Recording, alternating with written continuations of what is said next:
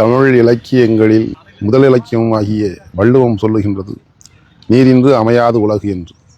இந்த உலகம் நீரால் பாதுகாக்கப்படுகின்றது என்பது அதன் பொருளாகும். மனித வாழ்வு மட்டுமல்லாமல் இந்த மண்ணில் தோணக்கூடிய அனைத்து உயிர்களும் வாழ வேண்டும் என்று சொன்னால் நீர் தேவைப்படுகின்றது. அந்த நீர் இல்லாமல் இந்த உலகத்தில் உள்ள எந்த உயிரும் வாழ முடியாது. விசும்பின் துளி வீழின் நல்லால் பசும்புல் தலை காண்பது அரிது என்பது திருவள்ளுவரின் வாக்காகும். விண்ணிலிருந்து மழைத்துளி விழுந்தால்தான் மண்ணில் புல் முதலாகிய உயிர்கள் தழைக்கச் செய்கின்றன என்று நீரை பற்றி சொல்லுகின்றார்கள்.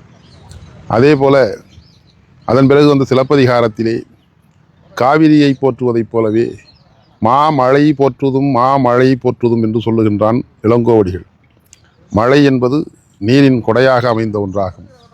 கடலிலே முகர்ந்து மலை முகடுகளே மழையாக பொழிந்து அது அருவியாகவும் ஆறாகவும் பெருக்கெடுத்து நிலம் முழுக்கும் ஓடி நிலத்தை வளம் சேர்ப்பதைப் போல இந்த உலகத்திலே எல்லா வகையான வளத்திற்கும் அந்த மாமழை காரணமாக இருப்பதனால் மாமழை போற்றுதும் மாமழை போற்றுதும் என்று இளங்கோவடிகள் கூறினார்.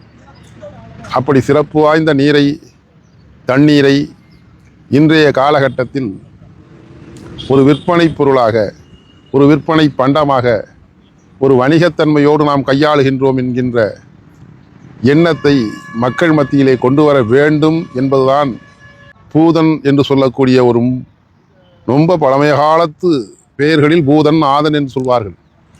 அந்த பூதன் என்ற பெயரை தாங்கி இருக்கக்கூடிய பூதலூர் பகுதியிலே இந்த தண்ணீர் மாநாட்டை பற்றி நாம் தமிழர் கட்சியினுடைய தலைமை ஒருங்கிணைப்பாளர் போற்றுதற்குரிய ஐயா செந்தமிழன் சீமான் அவர்களுடைய தலைமையில் நிகழ்கின்றது.